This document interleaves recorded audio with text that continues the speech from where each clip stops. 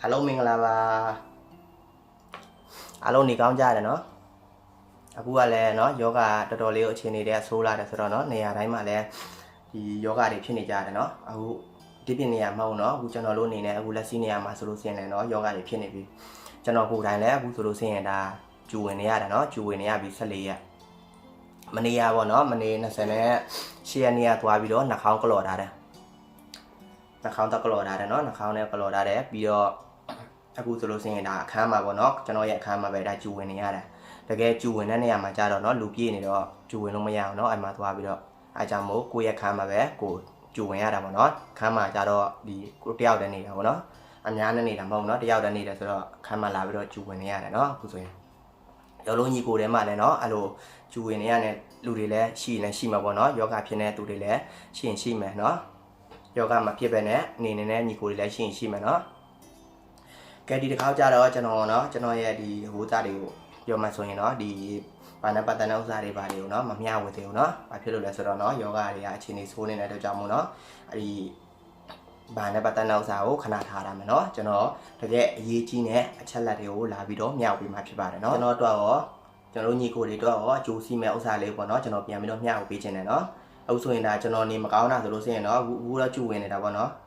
်နေမကောင်းလိုက်တာဆိုရင်ဒါ24ရက်နေ့ကစပြီးတော့ပေါ့နော်စနေနေ့ကစပြီးတော့ကျွန်တော်ပထမအဖျားတက်တာပေါ့နော်အဖျားတက်တယ်ညဆိုလို့ဆိုရင်အဖျားတက်တယ်နေ့လည်းပဲတော့ကောင်းပြီပေါ့နော်ညဆိုအဖျားတက်တယ်အဖျားတက်ပြီးတော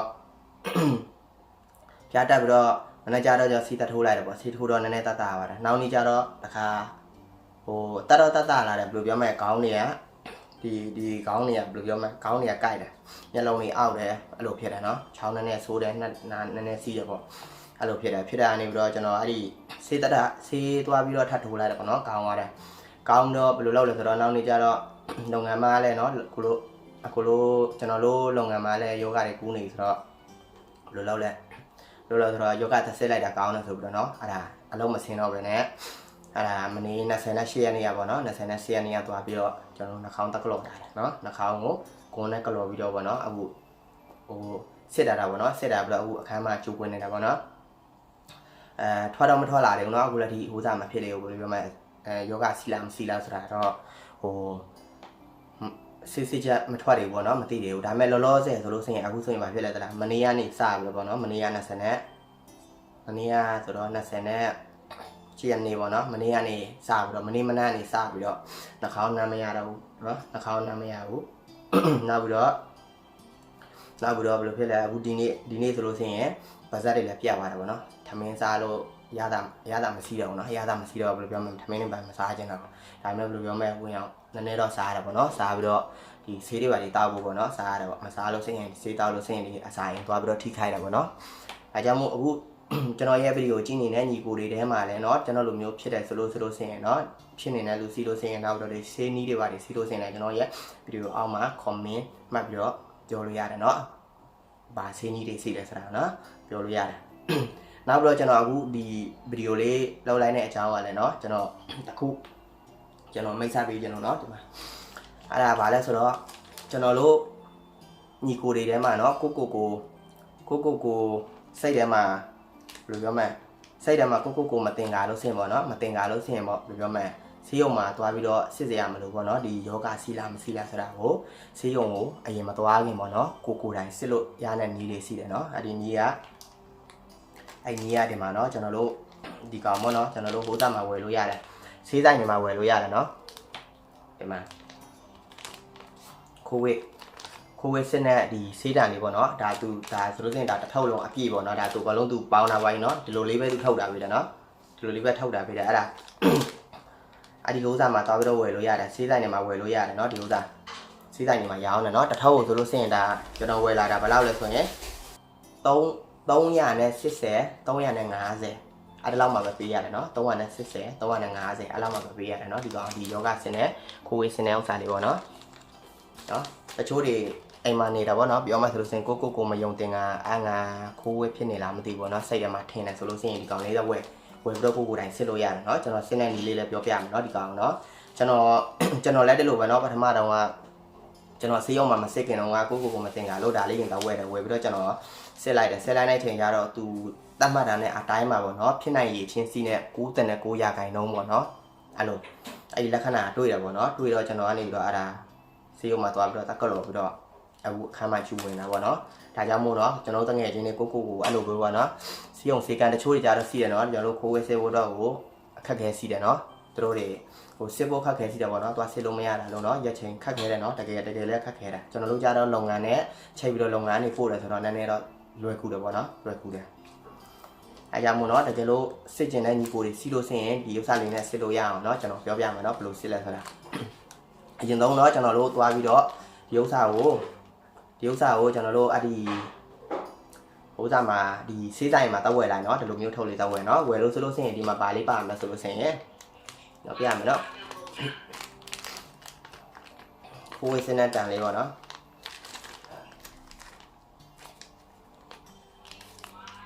ပါမယ်ဆိုလို့ဆင်းရင်တော့ကျွန်တော်ပြမယ်ဒီကောင်လေးကြတော့မကြည့်နော်နှာခေါင်းထဲကိုထိုးထဲနဲ့ဒီကိုအတန်လေးနော်နှာခေါင်းထဲကိုထိုးထဲနဲ့အတန်လေးကြည့်နော်ဒီမှာနော်တွေ့လားမသိနော်ဒီကြည့်နော်နှာခေါင်းထဲမှာထိုးထဲနဲ့အတန်လေးနော်ဒီအတန်လေးကဒါလုံးဝမဖောက်ရဘူးနော်ကျွန်တော်ကစစ်ပွားရေးဒါပေမဲ့အခုဒီဗီဒီယိုမှာကျွန်တော်ကပြပေးဖို့ဆိုပြီးတော့ကျွန်တော်ကနေပြီးတော့ဒါဝယ်လာတာနော်ဝယ်လာတာ300နဲ့80နော်380ပေးရတယ်ဒီမှာနော်ဒီအတန်လေးအဲ့ဒီအတန်လေးမှာဆိုလို့စင်သူကအတိုင်းစီတယ်နော်အတိုင်းလေးစီတယ်ဒီမှာသူ့ရဲ့အတိုင်းတာလေးစီတယ်တိုင်းလေးစီတယ်နော်ဒီအတန်လေးဆိုရင်ဒါကွန်းလေးနဲ့ပေါ့နော်ဒါကွန်းလေးနဲ့ဒါလေးကိုဖောက်လိုက်နော်ဖောက်လို့ဆိုလို့ရှိရင်အဲ့ဒီအတန်လေးကိုထုတ်လို့ဆိုရင်ဒီမှာသူ့ရဲ့အတိုင်းလေးစီတယ်နော်ဘယ်လိုလုပ်လဲအဲ့ဒီကောင်ကိုဒီနှာခေါင်းထဲကိုထိုးထည့်ရတယ်နော်အဲ့ဒီသူ့ရဲ့အတိုင်းထိရအောင်ထိုးရတယ်နော်နည်းနည်းလေးထိုးမရအောင်နော်နည်းနည်းလေးထိုးလို့ဆိုရင်နောက်တော့ဆေးလို့ဆိုလို့ရှိရင်သူကမပေါ်ဘူးနော်ဒါမသိတဲ့ညီကိုတွေတို့ကဒါကျွန်တော်ပြောပြတာเนาะတချို့ကြတော့လည်းသိကုန်ပြီเนาะတချို့ကြတော့လည်းမသိတဲ့သူတွေလည်းရှိရတယ်เนาะဒါကြောင့်မို့เนาะအဲ့တန်လေးကိုဟိုပြောမယ်ဆိုရင်ထိုးထည့်လိုက်เนาะနှာခေါင်းထဲကိုအဆုံးကြီးထိုးထည့်ပြီးလို့ဆိုရင်ထိုးထည့်ဝိုင်းဆိုလို့ဆိုရင်နည်းနည်းလေးကြက်လိုက်ပေါ့เนาะစီးအောင်မှာဆိုလို့ဆိုရင်တော့သူထိုးထည့်ပြီးညီပြီးတယ်เนาะ1 2 3ဆိုပြီးတော့သူညီပေးတာအဲ့ဒါပြီးရင်ဆွဲထုတ်လိုက်เนาะဆွဲထုတ်လို့ဆိုရင်အဲ့ဒီတန်ကိုဆွဲထုတ်လာပွားဆိုလို့ဆိုရင်ကျွန်တော်ပြပေးဒီမှာပါတယ်เนาะထုတ်လာပြီလို့ဆိုလို့ဆိုရင်ဒီမှာကြည့်သူ့မှာပါလာတဲ့ဒီဘူးလေးပေါ့နော်ဒီဘူးလေးထဲမှာဆိုလို့ဆိုရင်ဒါဒီဘူးထဲမှာဆိုရင်ဒီမှာကြည့်ဆေးရည်စီးတယ်နော်ဒီမှာဆေးရည်လေးစီးတယ်ဒါနည်းနည်းလေးပဲစီးတယ်နော်ဆေးရည်အဲ့ဒါနော်ဆေးရည်နည်းနည်းလေးပဲစီးတယ်အဲ့ဘူးလေးကိုဒီမှာဖွင့်လိုက်နော်ဖွင့်ပြီးလို့ဆိုလို့ဆိုရင်ခဏကျွန်တော်တို့အဲ့နှာခေါင်းထဲထိုးထည့်တာနဲ့အတန်ကိုဆေးထဲမှာထည့်ပြီးတော့ဆေးနော်ဆေးအဲ့ဒီကွန်းလေးကိုဆေးနော်ဒီမှာထိတ်လေးမှာကွန်းလေးသလားအဲ့ဒါတွေကိုဆေးနော်ဆေးနော်ဆေးနည်းနည်းကြလေးဆေးပေါ့နော်ဆေးပြီးလို့ဆိုလို့ဆိုရင်ဆေးဝိုင်းဆိုလို့ဆိုရင်ဒီပူလေးကိုအဲ့တိုင်းထားတာဟိနော်ပြီးလို့ဆိုရင်ဒီထဲထဲမှာတစ်ခုဆေးတယ်နော်ဒီရဲ့ဒီကောင်ပြန်ဖုံးမဲ့အဖုံးလေးပေါ့နော်ပြန်ဒီမှာနော်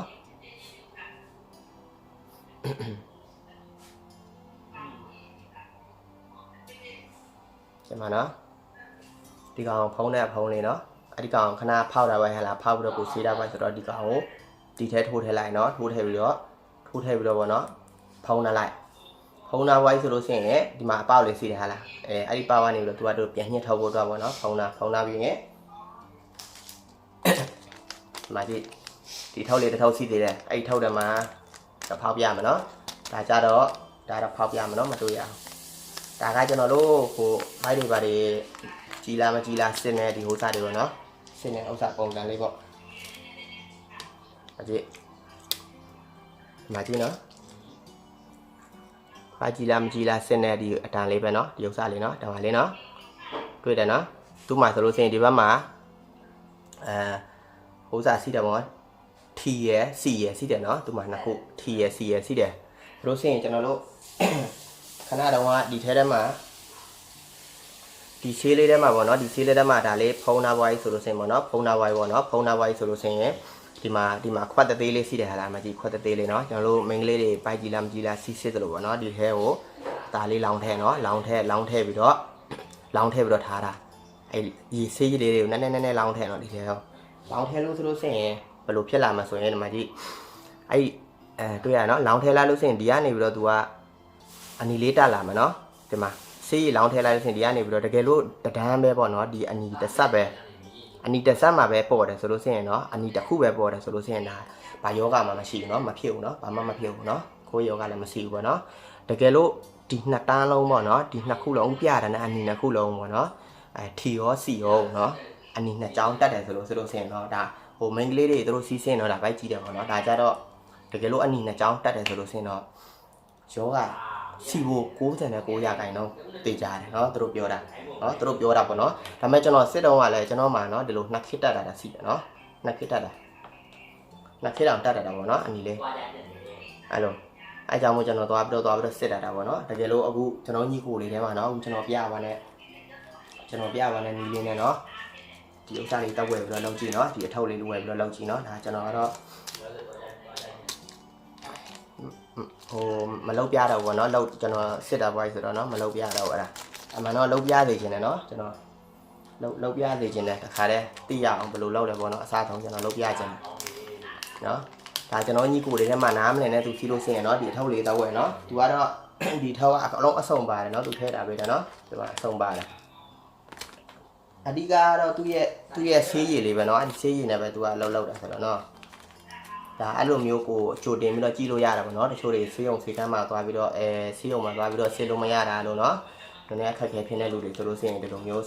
ဆေးထုတ်လေးတော့ဝယ်เนาะဝယ်ပြီးတော့ကိုစစ်ကြည့်လို့ရတယ်เนาะဖြစ်ကြည့်လို့ရတယ်เนาะ350 380အဲ့လောက်မှာပဲပေးရတယ်เนาะအဲကျွန်တော်ရောင်းတာမဟုတ်ဘူးเนาะကျွန်တော်ဝယ်ပြီးတော့စစ်ခဲ့လို့เนาะစစ်လို့ရတယ်ဆိုတဲ့အကြောင်းကိုကျွန်တော်ပြောပြတာเนาะသွားပြီးတော့ဝယ်ပြီးတော့စစ်ကြပါเนาะဟုတ်ကဲ့เนาะဒီဗီဒီယိုမှာတော့เนาะကျွန်တော်လာပြီးတော့ကျွန်တော်ညီကိုတွေเนาะအခုလက်ရှိဖြစ်နေတဲ့ယောဂပုံမှာမူတည်ပြီးတော့เนาะကျွန်တော်ကနေပြီးတော့ဒါပြောပြတာပေါ့เนาะစိတ်ပူလို့ကျွန်တော်လည်းအခုဆိုရင်ခေါင်းတွေပဲလည်းမဆော်ရဘူးပေါ့เนาะပြောမှဆိုရင်ခေါင်းတွေပဲထိုးနေလို့မူးနေလို့เนาะအဖျားစီးတယ်ဆိုတော့ဆရာကပြောလိုက်တဲ့ခေါင်းမဆော်နဲ့ဆိုတော့ကျွန်တော်လည်းမဆော်ရအောင်เนาะမဆော်ရအောင်အခုဆိုလို့စင်တာအခန်းမှာပဲနေနေရတယ်เนาะနောက်ပြီးတော့ကျွန်တော်တို့ဒီဘဏ်ကိစ္စနဲ့ပတ်သက်လို့ခိုးစားဖြစ်နေလို့မိသားနဲ့ညီကိုတွေကြားလို့စင်ပေါ့เนาะမပူနဲ့ပန်းပူနဲ့เนาะတကယ်လို့ပန်ပုံးတွေပါတွေသွားလို့ရနေတယ်ပေါ့เนาะရနေတယ်ဆိုလို့စင်ရင်ကျွန်တော်ရဲ့ဒီအဲ့ဒီဗီဒီယိုရဲ့အောက်မှာကျွန်တော်ရဲ့ Facebook ရှိတယ်အဲ့ Facebook အကောင့်ကိုအလိုက်အပ်လို့စင်ရင်ကျွန်တော်ကို Messenger နဲ့စာပို့လိုက်เนาะစာပို့ပြီးလို့ဆိုလို့စင်ရေးလာပြီးဖြစ်နေကြအောင်ပေါ့เนาะဒီ Kiplat လောချာနဲ့ဥစ္စာလို့เนาะဘာပဲဖြစ်ဝင်ပြီးတော့မေးလို့ရတဲ့တိုင်မင်းလို့ရတယ်เนาะဒါပေမဲ့အခုလောလောဆယ်တော့เนาะကျွန်တော်ဒီဟိုးစားတယ်မှာဆိုရင်ဒီ YouTube ထဲမှာဆိုလို့စင်မေးတတ်တာအကလုံးကဒီမေးတာနဲ့ဥစ္စာတွေက40ကျော်နေပြီကျွန်တော်ဖြေနိုင်တော့ဖြေထားပြီတယ်เนาะအခုကဒီနေ့လောက်မှအခုကျွန်တော်လည်းနည်းနည်းပါဟိုလက်လုံးဆက်စားလုံးနိုင်တဲ့စကားပြောနိုင်တယ်เนาะကောင်းတဲ့ဘက်တွေကြီးလာလို့ဒါကျွန်တော်ထားပြီးတော့ဗီဒီယိုလောက်ပြီးတော့ဒါတင်ပေးတာပေါ့เนาะကျွန်တော်ညီကိုလေးထဲမှာเนาะ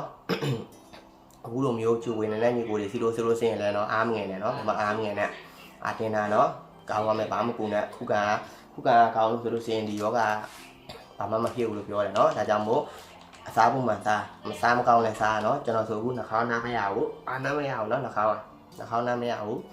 စားတော့ဆိုလို့စင်လဲစားလို့အရတာမရှိဘူးဒါပေမဲ့စားတယ်เนาะစားမစားမရအောင်စားလို့စင်ကျွန်တော်တို့ဒီဆေးတွေပါတယ်ပုံမှန်တောက်လို့ရအောင်ပေါ့เนาะဆေးပိုက်ပုံမှန်တောက်ရအောင်တကယ်လို့အဖျားတွေပါတယ်စီလို့စင်လဲဖားလာတွေပါတယ်တောက်ပေါ့เนาะအဲ့ဒါเนาะကျွန်တော်ဖြစ်နိုင်လို့စင်တော့ကျွန်တော် live လွှင့်ကျင်တယ်เนาะ live လွှင့်ကျင်တယ်ကျွန်တော်ရဲ့ဒီဟိုးစာနဲ့ပေါ့เนาะ YouTube နဲ့ live လွှင့်ပြီးတော့ကျွန်တော်မေးကျင်တယ်เนาะအဲ့အမေပြောပေါ့เนาะလောက်ကျင်တယ် live လွှင့်ပြီးတော့အမေပြောလေးလောက်ကျင်တယ်ဒါပေမဲ့စဉ်းစားတာပေါ့เนาะလွှင့်ကောင်းမလားမလွှင့်ကောင်းမလားဆိုပြီးတော့စဉ်းစားပြီးတော့မလွှင့်ပြဘူးเนาะမလွှင့်ပြပါနဲ့အခုလိုဗီဒီယိုလေးပဲလုပ်ပြီးတော့ကျွန်တော်ဒါပြောပြတာပေါ့เนาะဟုတ်ကဲ့เนาะအားလုံးမင်္ဂလာပါเนาะဒီလောက်ပဲเนาะအခုဆိုလို့စင်တော့ဒါ14မိနစ်လောက်ရှိပါပြီเนาะဒီလောက်ပဲเนาะတကယ်လို့ကိစ္စရှိလို့စင်ရင်ကျွန်တော်ရဲ့ဒီဗီဒီယိုရဲ့အောက်မှာเนาะဗီဒီယိုရဲ့အောက်မှာကျွန်တော်ရဲ့ Facebook အကောင့်တင်ထားပေးတယ်เนาะဖုန်းနံပါတ်ရှိတယ်ဟိုဖုန်းထိုးပြီးတော့တိုင်မင်လို့ရတယ်เนาะဖုန်းထိုးပြီးတော့တိုင်မင်လို့ရတယ်ဆွေးနွေးလို့ရတယ်အကောင့်တွေပါဒီအလားနောက်တော့တစ်ခုကเนาะကျွန်တော်ရဲ့ Facebook အကောင့်မှာအရောက်လူရောက်9000ပြည့်နေတဲ့အတွက်ကြောင့်မို့အလားလို့စင်တော့ကျွန်တော်လက်ခံလို့မရအောင်เนาะဒါပေမဲ့စာပို့လာလို့စင်တော့ကျွန်တော်ပြန်ပြီးတော့ရေးလို့ရတယ်เนาะပြန်ပြီးတော့ပို့ပါပြီးလို့ရတယ်เนาะအဲ့လိုအဲကြောင့်မို့လာပြီလို့ဆိုလို့ရှိရင်တော့တခုတည်းမလုံးနဲ့เนาะပြီလို့ဆိုလို့ရှိရင်ကျွန်တော်ရဲ့ Messenger မှာဝင်ပြီးတော့စာပို့လာပြီเนาะကိုဒီကိစ္စဆိုเนาะပြောလို့ရတယ်เนาะကဲအားလုံးเนาะကိုဝေကတ်ဆိုရီကနေပြီးတော့เนาะအားလုံးကျင်းကြပါစေเนาะမြန်အခုဆိုလဲကျွန်တော်လုပ်ငန်းပိတ်လာတာเนาะလုပ်ငန်း3ရက်ပိတ်တယ်ပေါ့เนาะ နောက်ပြီးတော့မသိတယ်ဘယ်လောက်ပိတ်မယ်ဆိုတာနော်ယောဂဖြစ်နေလူတွေလည်းညာနေတယ်ဆိုတော့နော်ဟုတ်ကဲ့နော်အားလုံးမင်္ဂလာပါနော်အားလုံးမင်္ဂလာပါနော်ကျွန်တော်ရဲ့ဒီဗီဒီယိုကိုကြိုက်နေတတ်တယ်ဆိုရင် like share နှိပ်ပြီးတော့နော် like share လုပ်ပြီးတော့ subscribe လေးနှိပ်ပေးပါနော်အားလုံးမင်္ဂလာပါနော်အားလုံးတတာ